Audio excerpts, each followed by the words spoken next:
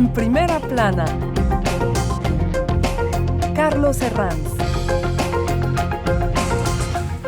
Bienvenidos en Primera Plana, un programa de Radio Francia Internacional y de France 24. Esta semana ponemos el foco en las elecciones de Ecuador, en el balotaje que se celebra el próximo domingo, día 13, el presidente Noboa frente a la candidata del correísmo, Luisa González. Nos acompañan 4 invitados en este estudio para analizar lo que ya les presento. Emmanuelle Sinardet, directora del Centro de Estudios Ecuatorianos en la Universidad París-Nanterre. Bienvenida. Gracias por la invitación. Fabián Plazas es historiador de la Universidad Panteón-Sorbonne. Bienvenido. Muchas gracias, Carlos, por la invitación. Y nos acompañan también 2 doctorandos en Historia, Nicolás Bonilla, en Historia Contemporánea en la Universidad París-Nanterre, bienvenido. Gracias. Y Philippe Martínez, doctorando en Ciencia Política y Relaciones Internacionales en Sciences Po en París, bienvenido. Muchas gracias por la invitación. Balotaje en las elecciones de Ecuador. Hoy en Primera Plana, comenzamos.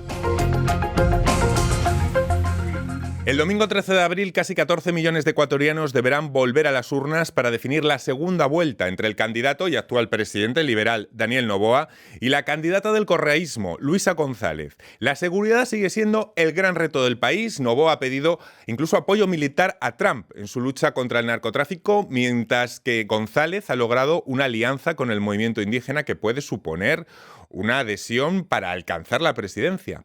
Los datos muestran cómo la tasa de homicidios en el país se disparó en 2023 con un récord histórico de 47 por cada 100.000 personas para bajar a 38 por cada 100.000 en 2024, que sigue siendo una cifra, la verdad, bastante alta bajo el mandato de Noboa.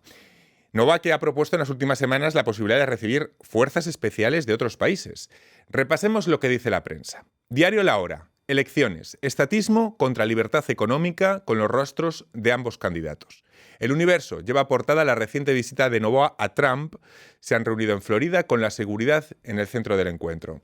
Expreso. Discurso electoral sigue ignorando a los indecisos. Luego vamos a hablar de esa cuota de indecisos después del debate televisivo que mantuvieron antes a ambos candidatos. Pero antes, ¿qué claves van a decidir este balotaje entre Noboa y González, con todo muy igualado después de la primera vuelta, Emmanuelle, 44-44? Sí, efectivamente, todo se juega en un 12% de votos, es decir, los indecisos, los blancos y nulos de la primera vuelta. Y como dijiste, los candidatos en realidad hablan entre ellos sin dirigirse a este grupo de indecisos que además es muy reducido, es decir, que cada sufragio cuenta para ganar estas elecciones. Parece un error estratégico, ¿no? No dirigirse a esos indecisos. Luego os lo voy a preguntar. Fabián, claves. Bueno, habrían 3 claves en general. Una, por un lado, sin duda alguna, la seguridad, la economía y la gran polarización que vive el país. Y allí podemos ver que Noboa, por ejemplo, al ser presidente, tiene cierta ventaja comparativa. Por otro lado, él es muy cercano a los sectores productivos del país, a los empresarios del país, lo cual le brinda también una gran imagen frente al problema económico que puede enfrentar el país. Y por el otro lado tenemos a González, que intenta capitalizar un poco aquel legado del correísmo y con unas nuevas alianzas sociales, sobre todo con los indígenas de Pachacutic, lo que le permitiría eventualmente llegar un poco más fuerte a esta decisión final. Luego vamos a entrar más al detalle en estas 3 claves, también en esa adhesión que nos nombraba Fabián. Nicolás, claves. Efectivamente, va a ser una de las claves la movilización de estos indecisos que no solamente votaron nulo y blanco, pero también los que votaron por otros partidos que van a ser la clave en el resultado final de estas elecciones. Por ejemplo, como lo mencionas, los votantes de Pachacutic, que según alianzas con el Movimiento de la Revolución Ciudadana, podrían darle la ventaja definitiva. Y por otro lado, los votantes de otros partidos de derecha, como el Social Cristiano, etcétera, que podrían también darle una ventaja a Noboa, aunque, como también se dijo, es una carrera muy, muy cerrada en esta segunda vuelta también. Philippe. Yo concuerdo con Fabián. Primero que nada, la seguridad es un tema muy clave. Cuando uno ve el mapa electoral de los resultados de la primera vuelta, hay una correlación entre el nivel de inseguridad y los votos por la candidata González. Del otro lado, también las estructuras históricas del país entre correísmo y oligarquía juegan un papel decisivo en esta elección. Bueno, la seguridad es sin duda el reto que afronta seguramente el próximo presidente del país va a ser fundamental. ¿Cuáles son las diferencias en las recetas para atajar esta crisis entre ambos candidatos en el plano de la seguridad, Emmanuel? Lo que les diferencia fundamentalmente es el posicionamiento frente a la participación de extranjeros. Sabemos que el candidato Noboa estuvo conversando con Trump y piensa abrir, es una posibilidad, de nuevo una base militar en el Ecuador que debe permitir coordinar, facilitar las acciones de lucha contra el crimen organizado. Eso supondría además modificar la Constitución actual. En el caso de la candidata Luisa González, es una opción totalmente rechazada. Ella apuesta por consolidar la institucionalidad, depurar las fuerzas armadas de toda corrupción, la policía también, y consolidar el sistema judicial. Noboa ha pedido apoyo militar a Trump en esa lucha contra el narcotráfico y dice que el país está abierto a bases internacionales y ha anunciado una polémica alianza con Eric Prince, fundador de la empresa Blackwater, cuyos empleados mataron decenas de civiles en Irak. Es parte de una política de mano dura que se abre ahora al apoyo internacional, pero no sé si está no exenta de polémica en cuanto a quiénes son los protagonistas, como por ejemplo esta empresa Blackwater. ¿Qué les parece, Fabián?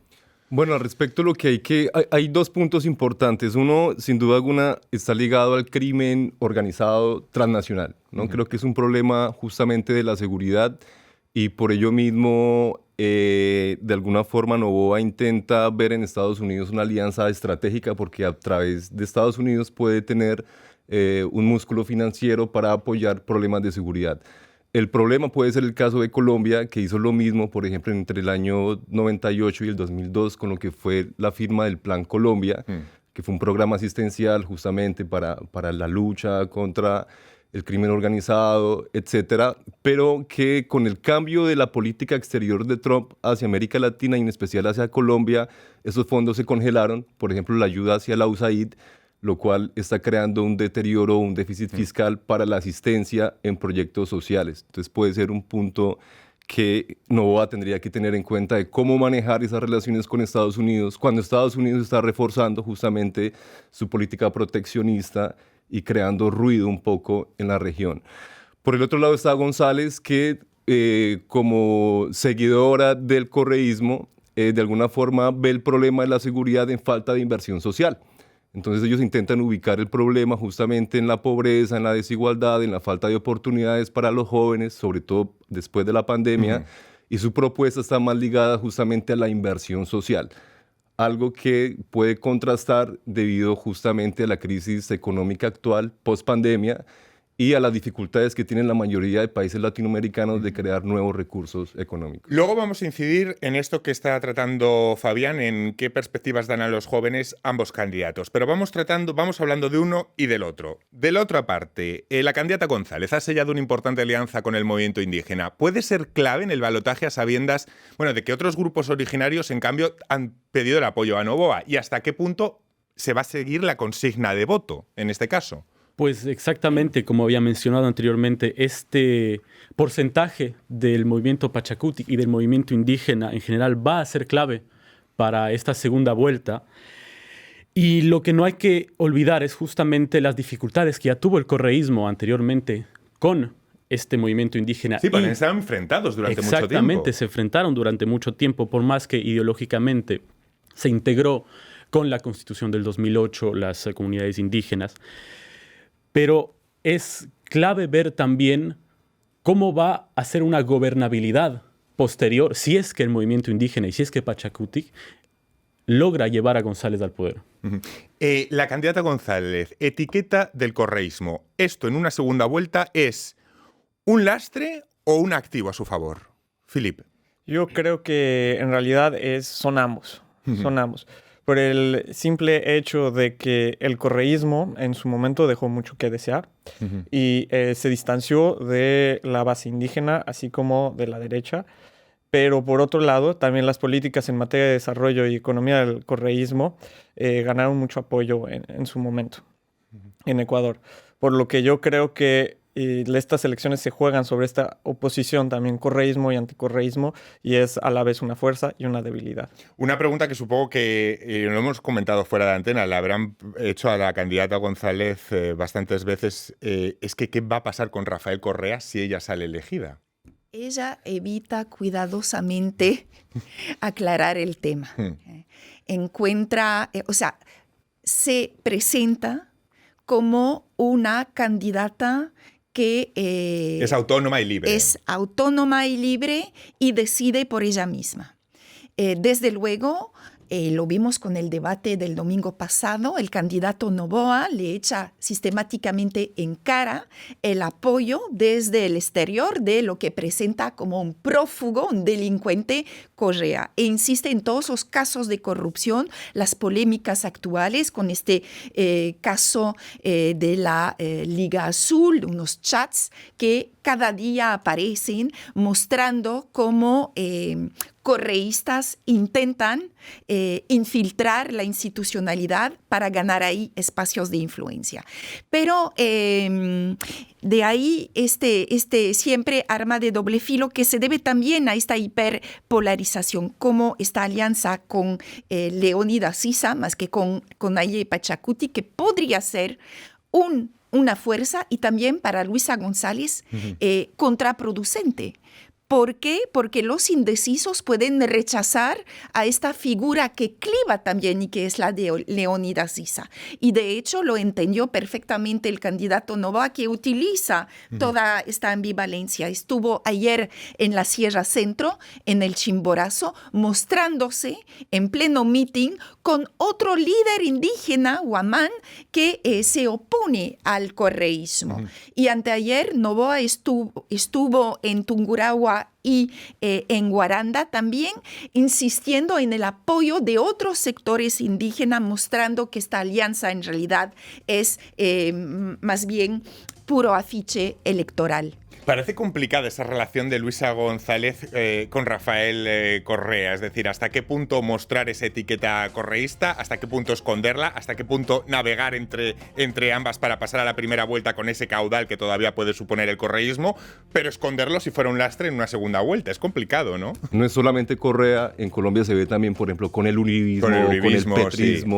En Brasil se ve con el lulismo, si se puede decir, con Lula da Silva, o con el kirchnerismo en el caso de Argentina. Entonces, el caudillismo en América Latina. Sí, el personalismo, cuanto menos. Hace que la discusión de ideas políticas y proyectos estratégicos a futuro sean en segunda plana. Sino en primera plana está la personalidad y es algo que va a afectar y que afecta al final el voto de opinión. Pues eso, en primera plana. Como bien dice Fabián, vamos a continuar a vuelta de pausa siguiendo analizando las elecciones en Ecuador. Hasta ahora.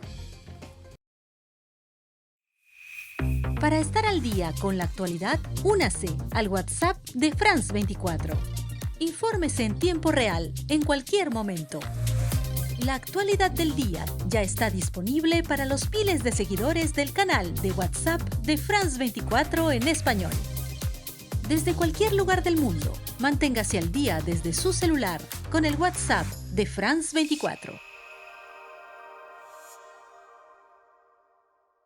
Seguimos en primera plana esta semana analizando el balotaje, la segunda vuelta de las elecciones en Ecuador entre el presidente Noboa y la candidata del correísmo Luisa González. Estábamos hablando de la seguridad antes de la pausa, estábamos hablando también del correísmo, de hasta qué punto la candidata Luisa González es independiente o es autónoma de esa etiqueta del correísmo, hasta qué punto supone un lastre en el Ecuador del siglo XXI.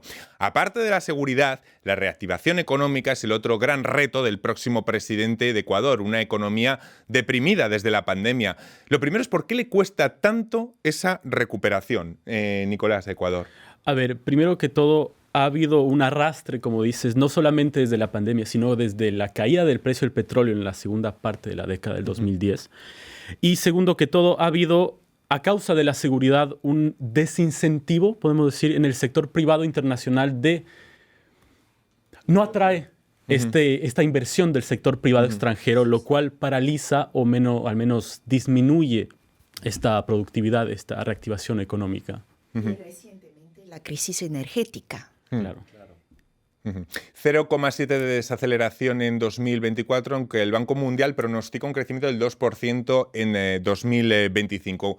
En el radar, es que esta situación económica está completamente también ligada a la cuestión de la seguridad. Vamos a intentar explicarles. En el radar de las organizaciones criminales están los más jóvenes, que buscan reclutarlos o para delinquir o incluso para matar. Estas tareas de reclutamiento tienen su caldo de cultivo, digamos, sobre todo en la pospandemia, la mala situación económica y la falta de perspectivas para los jóvenes. Quizá la pregunta es cómo conseguir dar horizonte a los jóvenes ecuatorianos, Philip, y qué opciones, qué ofertas proponen ambos candidatos para configurarles, para pintarles un horizonte de algo de esperanza, por intentar ver algo, Philip.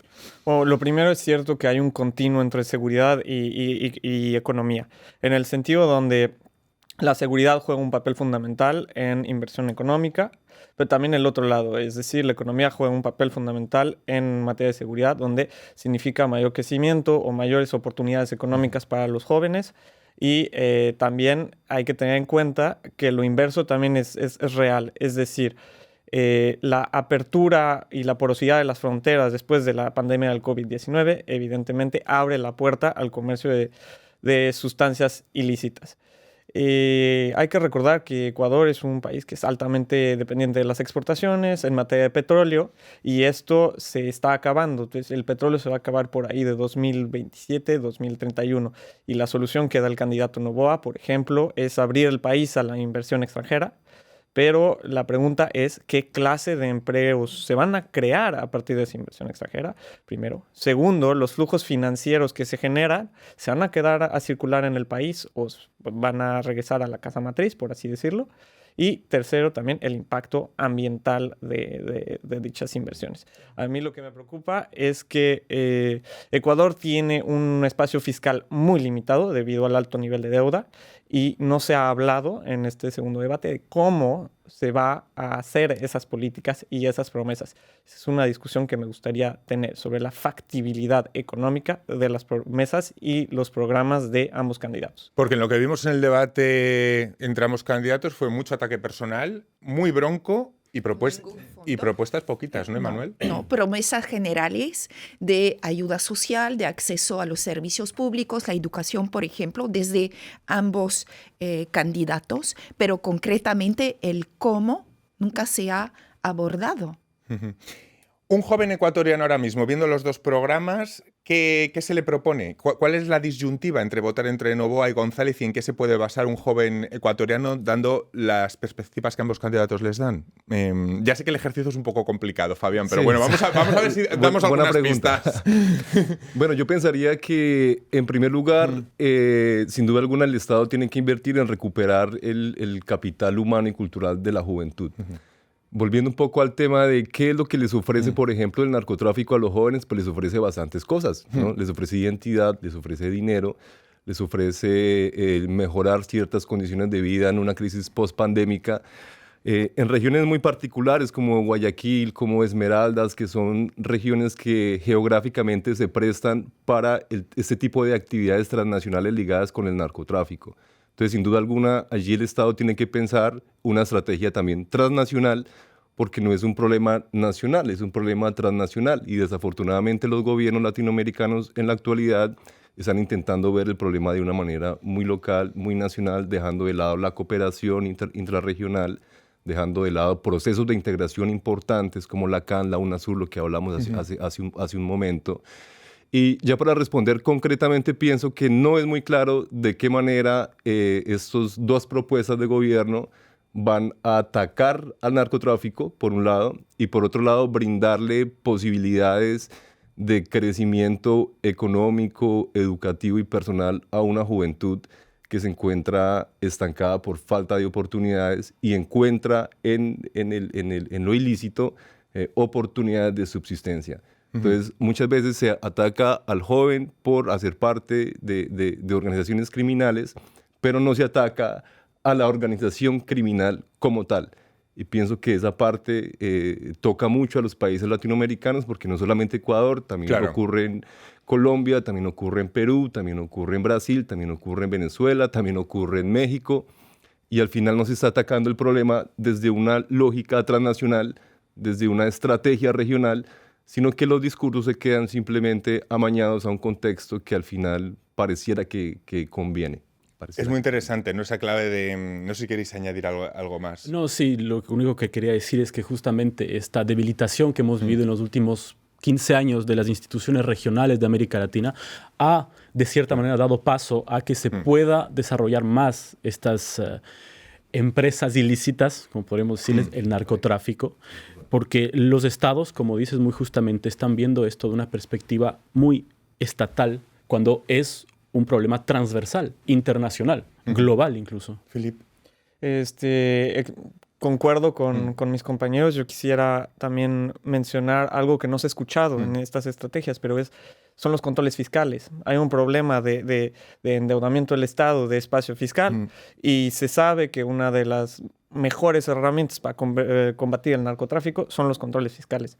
Sería una idea, yo creo, muy interesante para poder explorar y también financiar programas sociales para la juventud. Seguridad, economía, vamos con otro gran reto, la gobernabilidad. Si no hay una mayoría en la Asamblea, van a tener que ser capaces de dialogar y de llegar a consensos. De lo contrario, no sé, Manuel, si vamos hacia 4 años donde realmente se pueden ejecutar muy pocas medidas. El candidato que gane tendrá que negociar, pactar acuerdos. Eso ya lo sabemos. Ya lo sabemos. Pero además en la Asamblea Nacional estamos frente a una situación inédita. Tradicionalmente, Revolución Ciudadana era la mayor fuerza política del país. Se llevaba no la mayoría, pero el número más elevado de escaños. Y esta vez tenemos un 67%. Por un lado, para Revolución Ciudadana y ADN, la formación política del candidato presidente Noboa tiene el 66%, o sea, de los escaños en la Asamblea Nacional. Es decir, que estamos de nuevo en un cara a cara, en un empate, en todas las decisiones que se van a negociar en el espacio de la Asamblea Nacional. Pachakutik tiene solamente 9 asambleístas, pero van a ser de nuevo fundamentales. Y la fragmentación de Pachakutik, esta fragmentación interna que hemos evocado, va a tener un efecto en para el próximo gobierno. Que tracen puentes iría a favor de que los ecuatorianos confiaran más. Y es que Ecuador es uno de los países con los niveles de confianza en las instituciones democráticas de toda la región más bajos, según la Universidad Vanderbilt. ¿A qué se debe esta desconfianza institucional y cómo podría mejorarse en la próxima legislatura? Os lo pregunto a todos, Fabián, Nicolás, Philippe. Pienso que es un retroceso porque en mi experiencia por Ecuador tuve la oportunidad de vivir y estudiar en Ecuador. La gente estaba recuperando la confianza en las instituciones cuando hubo una alta inversión social. Entonces, como esa inversión social se perdió su continuidad y por el contrario la corrupción tomó el lugar de las instituciones, tomó el lugar justamente de un comercio, como lo venimos hablando, porque al final el narcotráfico genera mucho dinero, al final hay que entender esa lógica también. Hace que las personas confíen menos en sus instituciones y sobre todo cuando hay ciertas acusaciones, ¿no?, hacia dirigentes políticos, entre ellos el presidente actual, por presuntas relaciones con grupos narcotraficantes, hace que al menos en el espectro de la opinión pública las personas desconfíen. Las personas desconfíen. Los medios de comunicación juegan su rol también porque acaparan cierto tipo de narrativa también, pero al final lo que podemos ver es que la división del país pues sirve, ¿no?, para unos o para otros también. Entonces, en cualquier caso, estas elecciones van a ser la primera gran decisión electoral de América Latina en 2025. ¿Qué puede suponer regionalmente el triunfo de uno u otra candidata? Entendemos que un triunfo de Noboa le posiciona mejor a Ecuador en su relación con Estados Unidos. ¿Qué va a suponer el triunfo de uno u otro, Nicolás? Pues a mi parecer hay varios factores que tenemos que tomar en cuenta. Estamos viviendo lo que ciertos consideran una segunda ola rosa en América Latina. Si gana González, se integraría de cierta manera a esta ola rosa, aunque no tendría la misma capacidad de, para retomar los mismos términos, de gobernabilidad regional que tuvo la primera ola rosa que vimos con los primeros gobiernos progresistas. Ahora vemos una ola rosa mucho más fragmentada. Y si gana Noboa, como muy bien dices, se acercaría mucho más a este nuevo gobierno de Trump en Estados Unidos, aunque sea mucho más complicado acercarse al gobierno de Estados Unidos. De todas maneras, vemos una América Latina relativamente más fragmentada que en los últimos años. Me quedo sin tiempo para más. Ha sido un placer tenerles hoy a los 4 en este estudio. Estaremos muy atentos a lo que pase el domingo 13. Muy emocionante porque los dos llegaron muy igualaditos en la primera vuelta y veremos cuál es el futuro de Ecuador. Muchísimas gracias, Emanuel, Fabián, Nicolás y Filip, por habernos acompañado, y a todos ustedes. Hasta la próxima semana aquí en Primera Plana. Gracias.